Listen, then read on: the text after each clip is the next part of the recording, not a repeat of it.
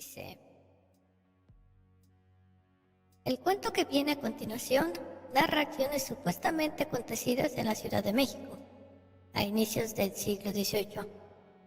Durante el siglo pasado e inicios del nuestro, Luis González Obregón y José Riva Palacios, interesados ambos en lo popular y en lo legendario, realizaron versiones de esta conseja.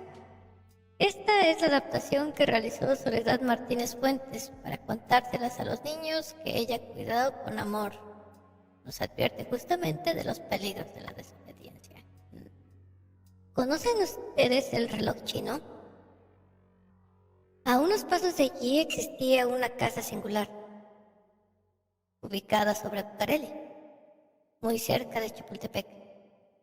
De ella únicamente quedan ruinas, pero la gente continúa llamándola la casa del niño quemado. Y esta es su historia. Sé que hay muchas cosas en este mundo que nos dan miedo.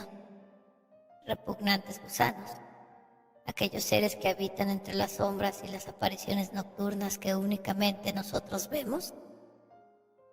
Pero quizá no exista nada más pavoroso que el fantasma de un niño. Un niño pequeño que día con día llega a la puerta de la mansión y tras dar 3 recios golpes, con la aldaba duplica. ¡Madre! ¡Ábreme, mamá! ¡Por favor! ¡Mamita! ¡Me pido perdón! ¡No quería hacerte las cosas! ¡Te lo juro! ¡Por el amor de Dios, madre! ¡Ábreme!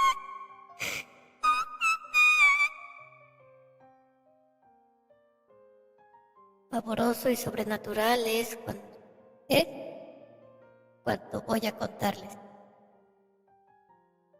Esta leyenda, cuyos sucesos únicamente lo explican los seres del más allá, pudiera causarles miedo, mucho miedo. Tal vez no duerman y tengan que pasarse a la cama de sus papás o de sus hermanos. Piénsenlo. No sigan adelante. Únicamente los valientes podrán leerla y referirla. Es una leyenda antigua, muy bien documentada. Podemos decir que es una crónica de un suceso que, por haber sido tan espeluznantemente extraordinario e inusual, terminó por convertirse en leyenda popular. Tan frecuente fue oírla que historiadores como Luis González Obregón y José Riva Palacios, interesados ambos en lo popular y en lo legendario, quisieron escribir, cada uno por su lado, una versión de esta conseja o leyenda pueblerina, que ya para entonces era del dominio público. Además, hay documentos que parecen validarla en el Archivo General de la Nación. Con esto quiero decirles, amiguitos, que no todo lo que aquí leerán es cuento. Vamos a ubicarnos. México, la Ciudad de México. Solo hace algunos cuantos años se convirtió en el monstruo metropolitano de nuestros días. No hasta hace poco, las casonas estaban rodeadas de verde. No deja de ser curioso que donde se localiza el actual Mercado Juárez, tan popular y concurrido, hace poco hubiera un desacampado al que muchos conocían como Campo Florido, que se extendía desde la llamada Zona Rosa, en la actual calle de Niza, hasta lo que hoy es Televisa Chapultepec. En esta zona de la ciudad solo existían mansiones.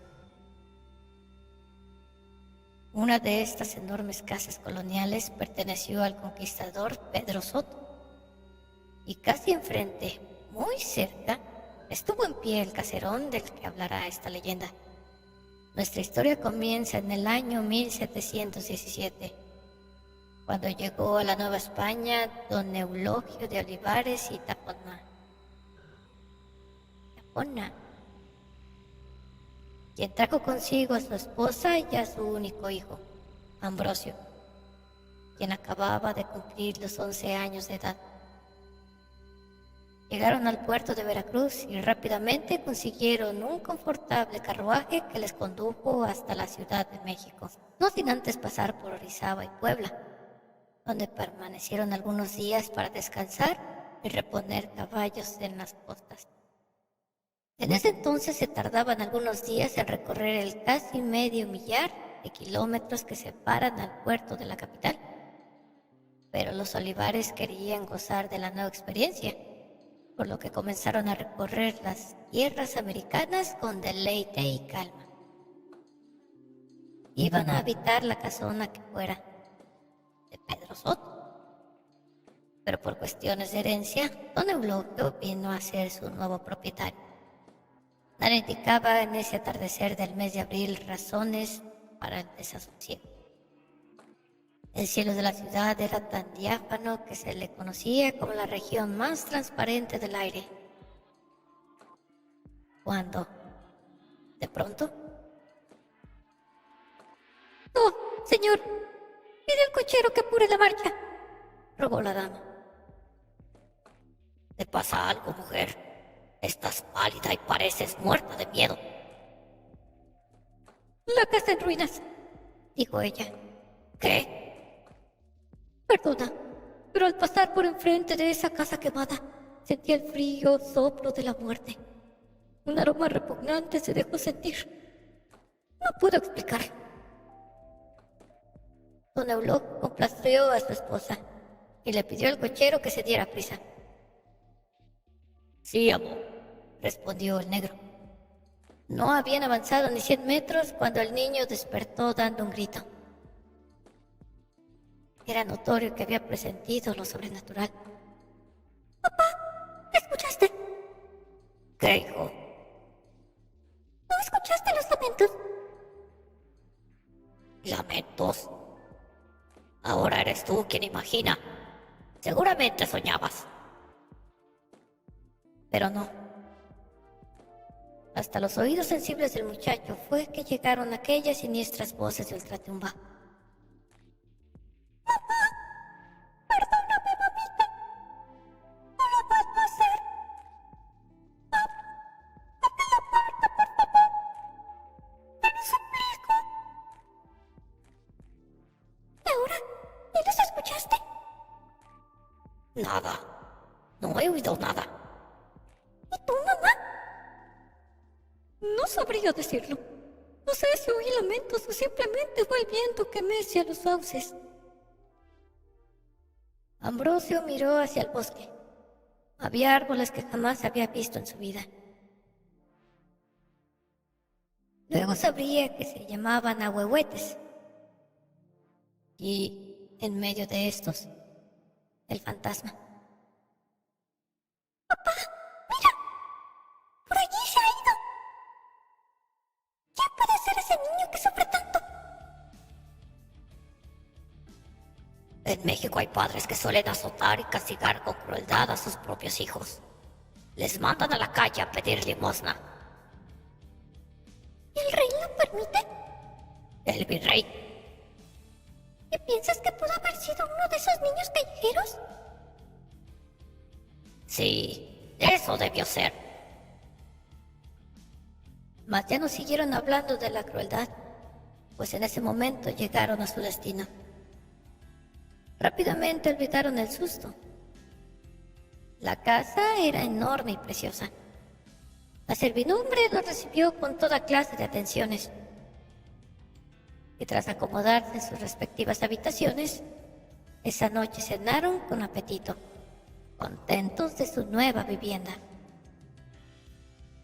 «Es hora de irnos a dormir», propuso don Eulogio cuando vio que su esposa e hijos se caían de sueño. El viaje había sido muy fatigoso. «Hasta mañana, mamá. Estaré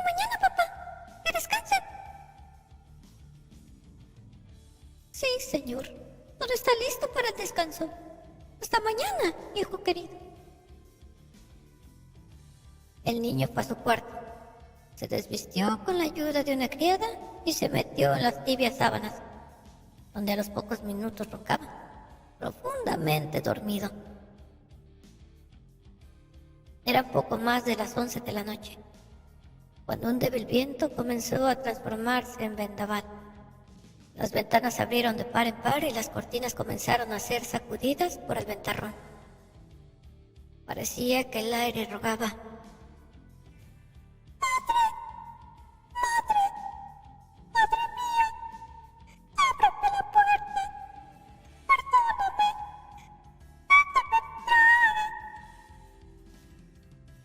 Ambrosio se despertó muy sobresaltado.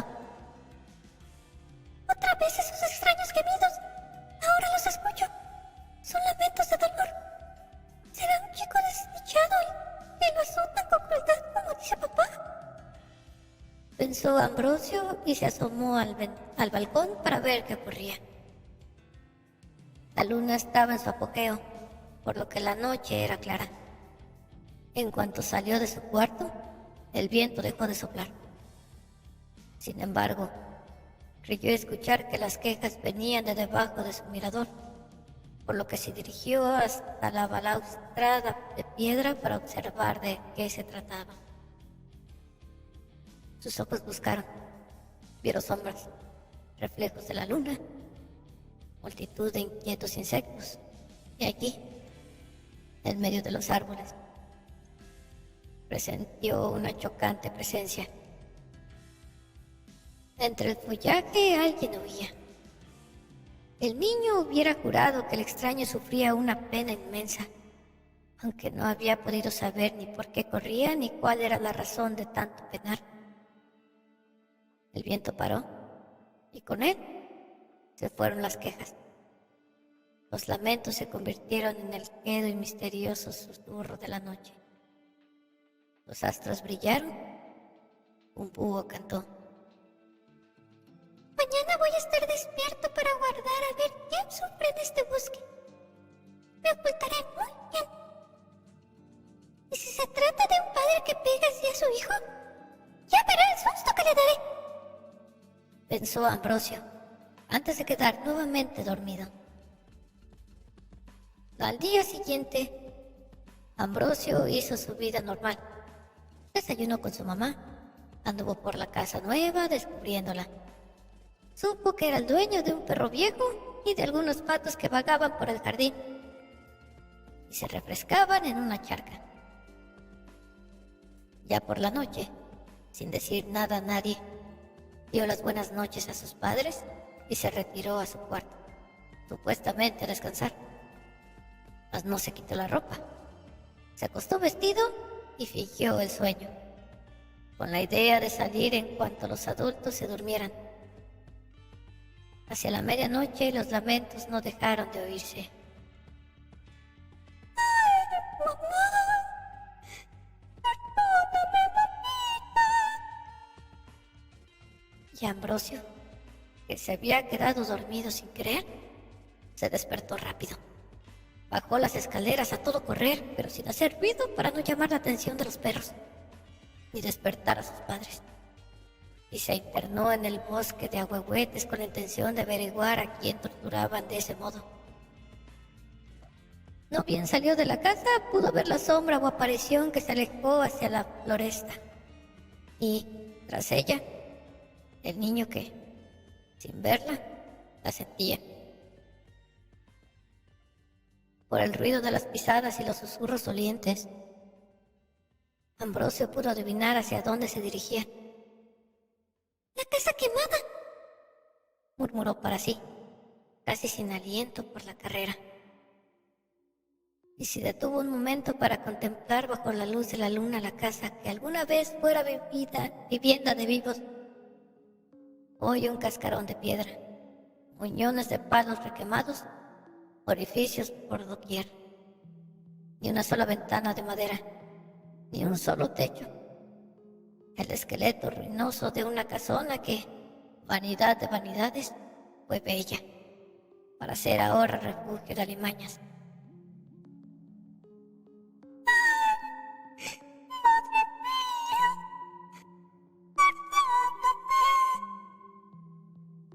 Frente al portón colonial cuyas maderas había consumido casi en su totalidad el antiguo fuego, Ambrosio se detuvo. Aquello que vio es posible que nadie podría admitirlo. Sus ojos crecieron de espanto y asombro. Es peligroso, muy peligroso, asomarse a las casas de los fantasmas. Yo sé lo que les digo. Nunca se vuelve a ser el mismo. A la mañana siguiente, un criado llegó hasta la antigua casa de Pedro Soto, ahora propiedad de don Eulogio de Olivares y Tafona, trayendo un niño en brazos. Lo llevó ante sus padres, que casi se mueren cuando vieron el cuerpo inerte de su hijo. ¡Mi Ambrosio! ¡Dios mío! ¿Qué me ha pasado? ¿En dónde estaba? ¿En dónde lo encontraste? En el bosque, señor amo. Fui a buscar leña para preparar el desayuno cuando lo encontré desmayado. ¡Santo Dios! ¿Qué haré a mi hijo en el bosque? Quiso saber la señora, verdaderamente inconsolable y fuera de sí. Lo tomó de los brazos del negro y ella lo llevó hasta el cuarto del chico para recostarlo en la cama. Al cabo de unas cuantas horas el muchacho volvió en sí, pero había enmudecido. Como si no tuviera más palabras o se hubiese quedado sin ellas tras haber visto lo que vio. Vagaba durante el día por la casona, mudo, fantasmal. Cada mañana amanecía dormido o desmayado frente a la casa quemada. Noche a noche desapareció, sin que los padres pudieran explicarse la manera en que lo hacía, pues pusieron al criado negro a vigilarlo. Y, a pesar de que ellos mismos se quedaron en guardia, vigilia que se interrumpió en un único instante, durante una cabeceada, eso bastó para que el niño, sonámbulo, se escapara y fuera a amanecer lleno de hollín y suciedad frente a la ruina chamuscada. Tal conducta, lógico, puso fuera de sí y preocupó profundamente a los padres de la criatura. Comenzaron a sospechar que habían embrujado al niño. Llamaron al mejor médico de la ciudad. ¿Alguna vez este niño dio muestras de tan extraña enfermedad? Me refiero a la época en que ustedes vivían en España. No. Nunca. Pues esto es muy raro. La salud del niño es excelente. Todo parece indicar que es algo de su mente. ¿De su mente? ¿Qué? ¿Acaso va a enloquecer? No, señora, no se alarme. Traten de escucharlo, de saber qué es lo que hace. Cuando no los vea, ¿comprenden? Los padres asintieron. Se trataba de espiarlo para ver o oír la raíz del tormento. Y si el chico no mencionaba ni pío de lo que había visto o oído, podrían deducirlo al observarlo. El plan fracasó. Así como hasta ayer el niño mudo y sonámbulo parecía estar bien de salud, en cuanto pareció advertir que lo seguían, cayó enfermo. Su salud desmejoró día a día y tuvo que quedarse en cama mañana, tarde y noche, por lo que ya no pudo realizar sus escapatorias nocturnas. Y una fuerte fiebre lo atacó, misma que lo hizo delirar. Ese niño pide ayuda de su madre. Le pide que lo perdone. Un sacerdote que había sido llamado para tratar de sanar el embrujo, la posesión o la singular enfermedad espiritual que tenía el niño Ambrosio, cuando vio que la madre trataba de acallar las palabras del niño, le pidió: «Déjelo hablar, señora. Os lo ruego». Déjelo decir cuánto sabe. ¿Por qué no lo perdona? ¿Por qué no me deja ayudarlo? ¡Pobre niño! ¡Pobre! Farfulló Ambrosio, el niño enfermo. El sacerdote, un criollo franciscano de nombre Emilio Muñoz, llamó a don Eulogio aparte. No le aqueja un mal del cuerpo a su hijo, sino uno del espíritu, y hay que curarle cuanto antes, le comentó al afligido padre. Y dígame, señor cura, ¿qué podemos hacer? Por lo que he podido entender, hay alguien que sufre y padece una terrible pena allá por el bosque de Chapultepec. Si logran quitar de penar a ese alguien, entonces Ambrosio sanará. Haré cuanto sea preciso, aseguró el español. No tanto orgullo, hijo mío, señaló el cura. Pero, padre, tome en cuenta que se trata de mi propia sangre. Sí, así es. Pero antes de ser hijo tuyo, Ambrosio es hijo de Dios. Así es, padre. Perdone mi arrebato, pero amo con toda la fuerza de mi alma a esa criatura. El sacerdote se retiró y, cumpliendo con su promesa, don Eulogio salió a buscar el ánima en pena. ¿Qué padre amoroso no es capaz de dar la vida a cambio por la de su hijo? Cuanto sea preciso se hará con tal de no verlo sufrir.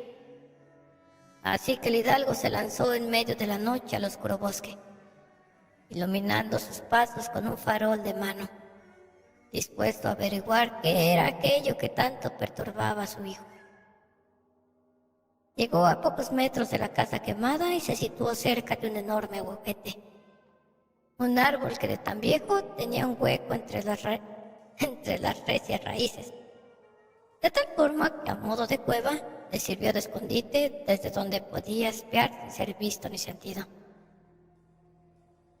Poco antes de la medianoche, la débil brisa nocturna llevó a sus oídos unos débiles quejidos. Se escucharon pisadas, y don Eulogio supuso que muy pronto descubriría al vago del bosque, que era causa del penar de su muchacho. Cuando los pasos sobre la hojarasca se acercaron a una distancia de unos pocos metros, el hombre se llenó de una inusual inquietud. Entonces sintió que a su lado pasaba ese alguien. Una ráfaga helada, como un aire proveniente de ultratumba. ¡Dios santo! ¡Si no es nadie!, exclamó el señor en voz alta, verdaderamente alarmado, pues en realidad había sentido algo, y ese algo se dirigía hacia el portón de madera carcomida de la casa quemada. ¿Y ese nadie? ¿O ese algo? Gritó.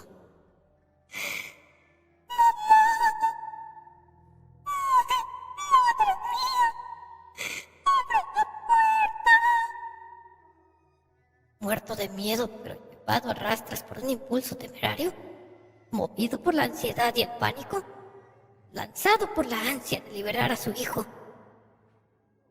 Ambrosio, de aquella ánima en pena, don Eulogio se vio caminando hacia la puerta de la casa quemada. Saltó entre las vigas retorcidas y llegó a la antesala. Es peligroso, muy peligroso, asomarse a las casas de los fantasmas. Yo sé lo que les digo, amigos. Nunca se vuelve a ser el mismo. Fue entonces él quien gritó. Ser del más allá, bestia ultraterrena, fantasma o aparecido, espíritu demoníaco, seas lo que seas, manifiéstate. Háblale a un hombre y deja de atormentar a un niño. Ay, ¿para qué lo dijo? Un viento huracanado lo empujó hacia afuera de la casa maldita y lo arrastró como una hoja más. dando tumbos. Pero nada más, tras arrojarlo fuera del recinto y depositarlo como un costal en la mitad del bosque, el viento cesó de inmediato, como los alaridos y los pasos. Un silencio mucho más horrible que todo lo anterior quedó flotando en el aire. Y, como por arte de magia, comenzó a amanecer. A las pocas horas, ya en el despacho de su residencia, don Euloquio mandó llamar al sacerdote Emilio Muñoz, quien sin hacerse esperar demasiado acudió a la casona. Don Euloquio le contó todo cuanto había sucedido la noche anterior. A juzgar por cuanto he oído, parece que se trata de un ser del otro mundo. Así parece, padre. Aunque...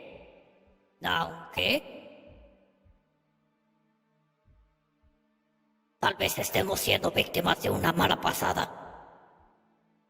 ¿Una broma? Algo por el estilo, señor cura. Sé bien que ni los mestizos ni los indios aman a los españoles. Y como suelen odiarnos, es posible que estén asustando a Ambrosio y molestándonos para que nos vayamos. ¿Dudas entonces que sea un ánima en pena? Sí, y para que nos quitemos de la duda, le invito a que me acompañe esta misma noche a la casa quemada. ¿Cuándo? Esta noche. ¿Es que acaso tiene miedo? Llevaremos antorchas apagadas y armas de fuego. Las antorchas se comunicarán entre sí por cuerdas untadas de brea y pólvora, a modo de mechas de artillería. De esta forma, al disparar, todas a una se incendiarán las teas e iluminaremos la casa por dentro y por fuera, incluso los alrededores de la casa, para comprobar que se trata de un juego de indios y no de fantasmas. Admiro su ingenio y entereza. Mientras hablaba, pensé que también llevaríamos hojas y si el burlador se manifiesta, le atrapásemos con los lazos. Y tras atarlo, le conoceremos, propuso el cura, algo más animoso. Bien pensado, padre. Ya verá que con luz ese fantasma no se manifiesta.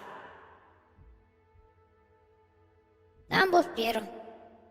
Para celebrar su osadía y astucia, abrieron una botella de amontillado de Chiclán. Un vino aderezado dulce y delicioso que don Euloquio había llevado consigo desde su tierra natal. De esa noche, el sacerdote llegó antes de lo pactado. Se hicieron acompañar por varios criados. Estos tenían la misión de prender las antorchas de inmediato, y es que el mecanismo diseñado por el español llegaba a fallar, pues en eso de la pirotecnia nunca hay que fiarse demasiado. El fuego, está claro, nunca ha sido el mejor amigo del hombre. Los criados se encargaron de colocar los faroles en los sitios indicados y tendieron la mecha entre las futuras teas. Si se presenta ese fantasma gemidor, quedará suficientemente alumbrado para saber de quién se trata. Ojalá que así sea. El hidalgo español y el cura criollo estaban satisfechos de su obra.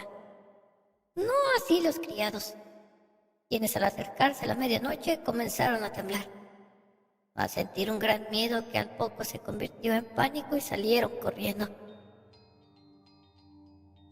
Señor amo, perdona que nos vayamos de esta manera, pero con o sin tu permiso queremos irnos de aquí. Está bien, márchense, ordenó el señor, lo que por dentro pensaba que aquellos cobardes debería despedirlos al día siguiente sin miramientos. Así que únicamente se quedaron el sacerdote, don Euloquio y el criado negro aguardando solos en el bosque por el ser que gemía en la oscuridad. Comenzaban a desesperarse, pues pasaban de las 12 de la noche, cuando percibieron un susurro. Silencio. ¿No escucharon? Oí pasos sobre la hojarasca. En ese instante la sombra se aproximó y dejó salir su queja. Aquel lamento que pone los pelos de punta y la carne de gallina.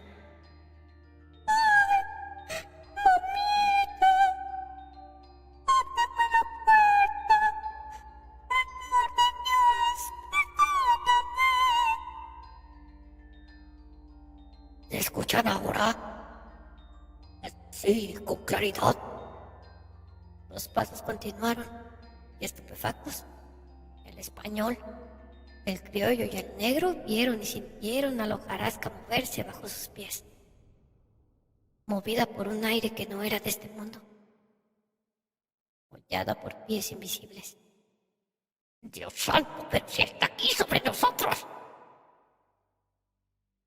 Es cierto, pues, Mas no lo veo. ¡Encienda las antorchas!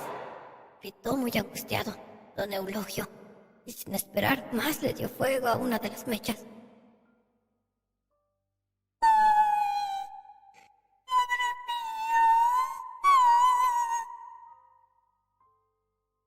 Mejor que los fuegos de artificio de las ferias. Aquella hornalla fue encendiendo una a una sus pilas y la flama apareció en las teas que se encontraban dentro y fuera de la casa embrujada. ¡Miren!, dijo el negro. Tras habituar los ojos al resplandor, vieron que algo se aproximaba hasta la casa quemada. ¡Vamos tras él! Veamos quién nos está tomando el pelo de esta forma. ¡Qué gemido tan doliente! Algo temible ocurrió. Un espectro pasó por delante de los tres hombres y se interpuso entre la visión de la casa iluminada y las sombras del bosque. Un fenómeno misterioso, inexplicable, que, de súbito, hizo que se apagaran una a una todas las antorchas y brilló con una luminosidad propia. Terrible. No era un ser denso, de carne y hueso, como nosotros, sino un proyecto de sombra, una aparición que se recortaba sobre la negra y ruinosa casona quemada. ¡Dios mío! ¿Vieron eso? Sí, parecía la silueta de un niño fantasma que cruzó delante de nosotros. ¿Qué piensa, señor cura? Pienso que quien quiera que sea, no puede ser una criatura viva, porque los vivos no atraviesan los árboles, aunque por algún motivo no pueden cruzar esa puerta. ¿Y qué podemos hacer, padre? Sospecho que esa alma en pena desea reunirse con su madre querida, que debe estarle esperando tras de esa puerta, pero sin embargo no puede cruzarla. ¿Quién cree que sea? No lo sé, mintió el sacerdote, pues intuyó desde el principio de quién se trataba. ¿Y habrá alguien que pueda ayudarnos a desentrañar este misterio? No lo sé, don Eulogio. Volvió a mentir el cura, pues lo sabía. El negro, que había estado mudo y pálido, murmuró para sí: La dama de negro. Ni qué decir que el cura se santiguó 3 veces al oír el nombre temido. ¿Qué ha dicho? Quiso saber el padre de Ambrosio. Nada, don Eulogio. No le haga caso. Cosas de negros. Nade. Vayámonos inmediatamente de aquí. Apuró el sacerdote, a quien se le pusieron los cabellos de punta al escuchar la propuesta del criado negro. Sería peor el remedio que la enfermedad. ¿Y las antorchas y faroles? Mañana mandará a recogerlas a los criados, que con la luz del día se ven mejor las cosas. Los lamentos continuaron esa y las siguientes noches. Ninguno de los sirvientes quiso permanecer por más tiempo en aquel lugar, por lo que pronto la casa de don Eulogio de Olivares y Tapona se fue transformado en una casa abandonada. Prisioneros de sus paredes quedaron los padres de Ambrosio, pues el niño no mejoraba y su precaria salud impedía que le trasladaran a otra parte. El médico temía lo peor si sacaban al niño de la cama. El único criado que permaneció fiel al español y a su familia fue el cochero negro. Papá, escúchame por favor. Escucha con atención esos gemidos y comprenderás que no se trata de un niño apaleado, sino de un fantasma. Está de penar ese muchacho que vaga por el bosque. Después de pedírselo, Ambrosio cayó en la inconsciencia y comenzó a tener convulsiones. Todo indicaba que se iba a morir, por lo que, recordando las palabras del negro, el amo le exigió a punta de espada que le dijera cuánto sabía. La dama de negro, Reiteró el cochero. ¿quién o qué es esa dama? ¡Habla! Una especie de bruja, señor amo. Una divina, ¡Vea por ella! ordenó el patrón. No, mi amo, ni por todo el oro del mundo iría. ¿Por qué? Porque puede ser peor el remedio que la enfermedad, señor amo. Eso fue lo que me dijo el señor cura. Comprenda, señor. ¿Dónde vive? Llévame de inmediato. Iré yo mismo a buscarla y a traerla. Como usted ordene, señor amo, pero ¡Sin peros! oye, ¿cómo gime? Ayúdalo, papá. No soporto sus dolores. Ayúdalo. No se debe pedir el auxilio de esta señora de la oscuridad, ni siquiera cuando la voluntad de Dios sea la opuesta a nuestros más profundos deseos. Porque llamar al mal para aliviarnos del mismo es un acto aberrante, insano, de locura. Cuentan que el fraile Emilio Muñoz no quiso interceder, pero que en su lugar envió al fraile Ezequiel de Alonso, uno de los franciscanos más viejos del templo de San Antonio, tan entrado en años que las malas lenguas decían que él hubo de ser fundador de aquella iglesia novohispana.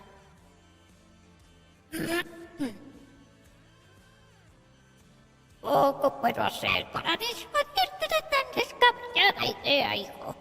Ni la ciencia ni la religión pueden hacer algo en contra de tan refinado mal.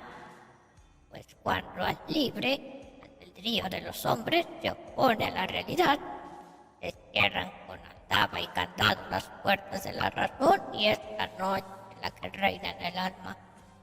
Solo allí es cuando aparece la temible dama. Hablas de la muerte, padre. Mucho peor, don Euloquio, porque la muerte es un ángel, un enviado del Señor. A fin de cuentas, una liberación de este mundo. No así, en cambio, a quien hoy quieres invocar, hija del pecado y de la perdición, tumor pestilente en el corazón divino. Vina de Satán. No la llames, Eulogio. Te lo suplico. El español, desesperado, imploró la comprensión del fraile y, cuando le fue posible, le explicó la situación. Fray Alfonso, te ruego que escudriñes en el alma de mi hijo, y tú, que por tus años y sabiduría conoces los secretos del arcano, ayudes a que retorne a mi hijo la paz espiritual y con ella la salud de su cuerpo. Si tú no lo logras o te sientes incapaz de sanarlo, déjame entonces acudir a las fuerzas ocultas del universo y pedirles a ellas que realicen lo imposible. Ante esta alternativa, el viejo pidió que lo dejaran a solas unos momentos con el niño enfermo. Lo primero que hizo Fray Alfonso fue confesar a Ambrosio. Le preguntó cuidadosamente referente de los pecados personales y familiares. Indagó en los motivos que tuvieron los padres para salir rumbo a la Nueva España, y luego le interrogó acerca de su inquietud espiritual. Con lucidez asombrosa, condujo el relato del muchacho paso a paso dentro del bosque, hasta llegar a la puerta de la casa quemada, y, Tras un escalofrío, traspasaron la puerta maldita y pudieron volver a contemplar lo que había allí dentro. Minutos después salió el fraile y se dirigió a don Eulogio. ¿Cómo está mi hijo? Mal, muy mal, he de confesárselo. La fiebre no cede y temo por su salud mental. Pero creo saber el remedio. ¿El remedio? Sí, el chico sanará, el Dios mediante. ¿Y la dama de negro? Por el amor de Dios, no vuelva a mencionarla en mi presencia. Vayamos de inmediato a la casa quemada, pidió el fraile. Un criado negro, un cura viejo y un hidalgo español dispuestos a luchar con un fantasma. Una extraña comitiva, sin duda. Se internaron en el antiguo bosque de Chapultepec, donde los añosos ahuehuetes recuerdan tiempos en los que ni siquiera hombres había. Tras cruzar aquel país de sombras largas, llegaron a las puertas de la casa quemada. Coloquen los saumerios en las puertas y ventanas. Pongan 2 de ellos en la puerta y varios sobre la escalera. Sitúen las antorchas y candiles a ambos costados del camino que cada noche recorre esta alma doliente, ordenó el cura. Y tanto el negro como el español obedecieron al pie de la letra las indicaciones. Muy pronto comenzó a oler a copal e incienso quemado. Los 3 hombres se refugiaron en el ahuehuete hueco y poco antes de la medianoche el negro anunció: «Oh, padre, ya viene». Efectivamente, se escucharon los gemidos y el susurro de pisadas ajenas a esta tierra que agitaban el follaje milenario. Fray Alfonso se precipitó hacia la entrada de la casa. «Esperen allí, no vengan por nada del mundo, hasta que les llame». ¿Alguna vez han tenido miedo? Verdadero miedo. Ese cosquilleo en las tripas y en la columna vertebral, como un hilo frío que recorre el cuerpo helando el fuego de la vida. Cuando tienes que voltear la cabeza porque detrás de ti puede estar... ¡Eso! Eso es el pánico. Y lo mismo sintió Fray Alonso cuando se dejaron de escuchar los pasos y el arrastre del mundo sobre la hojarasca y lanzó aquel alarido. ¡Mamá! ¡Mamita querida! ¡Ábreme la puerta! ¡Déjame entrar! ¡Perdóname! ¡No me voy a portar bien! Y ante el asombro del negro y de don Eulogio, el fraile comenzó a hablar con el viento del bosque. Tras un par de llamados, rogó: «Señor, escúchame, Señor. Oye mi ruego. Llévate a esta alma penitente a vuestras eternas moradas». Ay, ¿cómo contarles aquello? Las paredes de la casa crujieron. Volvió a relucir en ellas el fuego del infierno, que esta vez quemaba las piedras hasta derretirlas y volverlas ceniza. La casa embrujada estalló en llamas. «Contigo está, Señor, la madre por la que llora esta criatura. ¿Quién puede abrirle la puerta sino tú, Señor?». En eso apareció. Nombrarse que es abominable es poco. Quien ha contemplado con dulzura y delectación el rostro de la muerte, sabe que existen puertas que abren paso a realidades que los hombres jamás deberíamos conocer, mucho menos un niño. Ese es el reino de la Dama de Negro,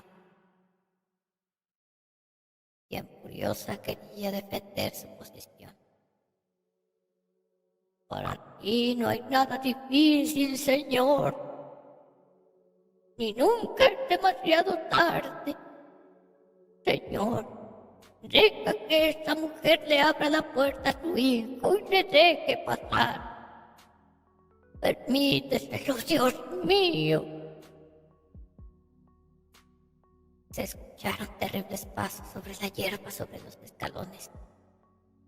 Las puertas y ventanas comenzaron a abrirse y cerrarse con estruendo, y lo más siniestro era saber que ya no las había. El antiguo incendio las devoró todas. Únicamente quedaban los huecos en las paredes. Como las calaveras quedan, no los ojos, sino las vacías cuencas. Luego se materializó aquello.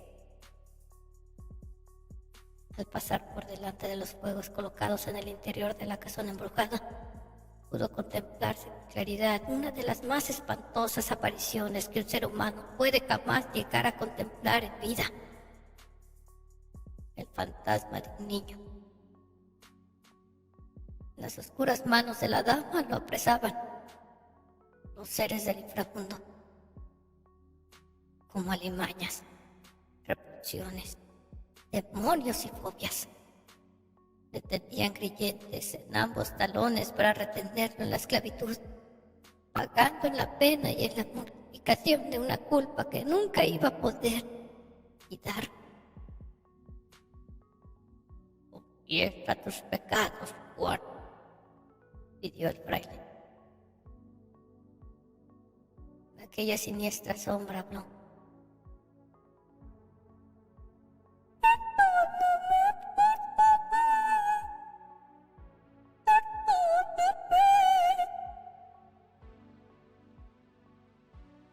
Juan Enrique de Pineda, habla y confiésate para librarte de la cadena oscura. Sí, padre. Tembló el fantasma. Habla. Escuché los relatos de los soldados españoles que contaban tus hazañas de conquista y que eres deslumbrado por las 7 ciudades del oro, perdidas entre las montañas o la selva.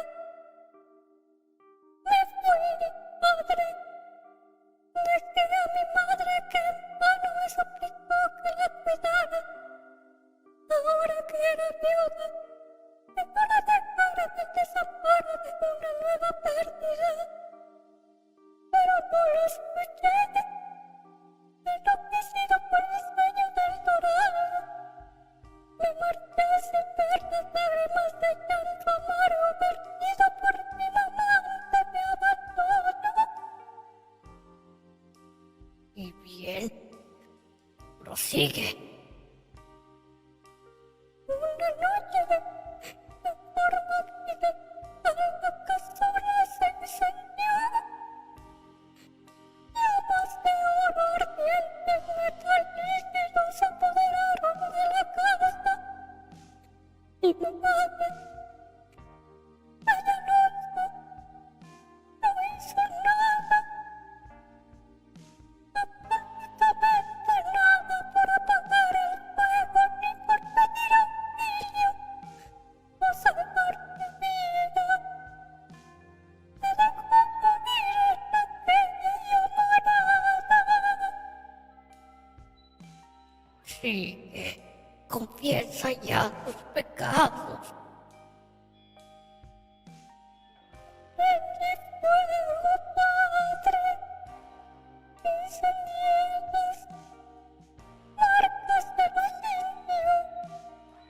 Puse la flama en sus maizales de fuego. Hice miras funerarias con los cadáveres de sus hijos. Y ellos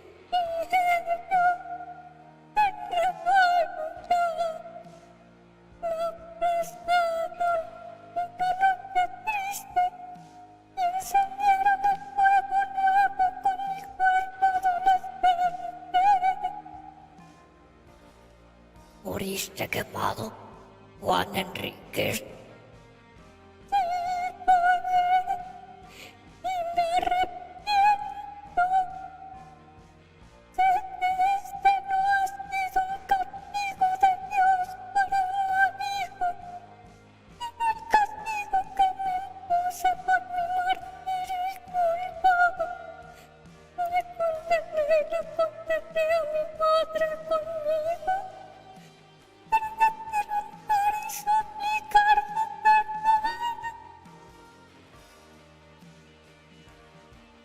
Ir a descansar en paz al más allá. El ser ultraterreno comenzó a disolverse en el aire. Sin que soplara brisa, se apagaron las antorchas y los incensarios. El mundo se convirtió en un mar denso y oscuro. Y, en medio de aquellas tinieblas, apareció un espectro horroroso, vestido con harapos de mujer, que abrió la puerta de la casa quemada. Dios sea bendito y alabado. Juan, quédate con tu madre, ve con ella. El niño gritó. Al momento se encendieron de nueva cuenta las luces de antorchas y farolas.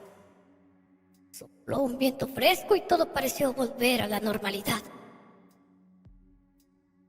Todavía temblorosos y mudos, se reunieron los tres hombres.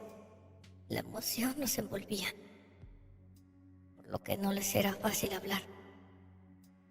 No sabían si desmayarse del susto o agradecer el milagro. El mundo de los humanos es circunstancialmente una frágil hoja que depende de la efímera rama y que aguarda un viento, sin que nadie pueda saber el destino final de la hojarasca. Momentos después, el español y el cura hablaban en el despacho del señor, mientras el criado negro encendía la chimenea, y tras conocer una fuerte tisana, convidó a los blancos con aquel ponche de aguardiente. El espectáculo los tenía sobrecogidos. Aquellos hechos sobrenaturales parecían no tener explicación. Y aunque el franciscano explicó que él conocía al muchacho, es decir, a Juan Enríquez de Pineda, desde antes que partiera en pos de mítica aventura y dejara abandonada a su madre, los tres hombres bien podrían confesarse mutuamente, y a quien se los preguntara que, con sinceridad, habían estado en contacto con lo inexplicable. Esto es, con ese trozo del mundo al que llamamos misterio, quizás una brisna dentro del infinito terror. Y digo esto porque el niño Ambrosio sanó y al parecer fue el conducto de Dios para dar paz al hijo ingrato. Sin embargo, conste que les cuento todo esto porque fueron ustedes quienes me pidieron que les narrara la leyenda de la casa del niño quemado.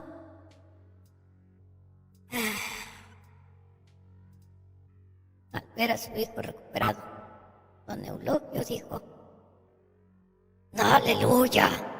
Al fin todo ha terminado. Pero al final no ocurrió como él lo hubiera deseado. Porque lo sé, la pesadilla continúa. Fray Alonso, en su celda ubicada en el templo de San Antonio, escribió en sus últimos días de vida sobre la faz de este singular planeta acerca del suceso sobrenatural, y los astros fueron testigos mudos de su extraña desaparición. Una noche de plenilunio. Mentiras o verdades, fueron muchos los que denunciaron lo que acontecía en la casa quemada. Una avalancha de testimonios, quizá no todos falsos ni inventados, de gente que aseguraba haberse topado con los espectros de la temible vivienda.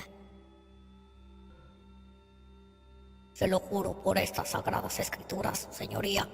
Es cierto cuanto le digo. Vociferaba un antiguo criado negro, viejo y liberto, cuya edad únicamente podía haberla determinado el tiempo. El juez, Un hombre que había leído a los enciclopedistas no podía creer en semejantes patrañas, propias del siglo pasado, cuando no se sabía, cuando no se había llegado al siglo de las luces y todavía se ignoraba la incendiaria luz de la razón. Una mujer y un niño, señor juez. Eran dos espectros horribles. Una dama vestida con jirones de prendas de mujer, toda de luto. Que abrazaba a aquella criatura, por lo que le suplico a su señoría, derrible todas las piedras de tan siniestra mansión. Hay quienes me aseguran que este tipo de extraños fenómenos suele repetirse. Incluso hoy en día, niños desobedientes que salen de casa y que son llevados por señoras muy antiguas, mexicanas del tiempo de los antepasados, a las que llamaron chihuateteos, lloronas, catrinas, damas de negro. ¿Verdad o mentira? ¿Qué importa? Lo único cierto es que cuando dirigen sus pasos por este rumbo de la Ciudad de México, tengan cuidado. No vayan a toparse con un alma en pena. El espectro de un niño que grita.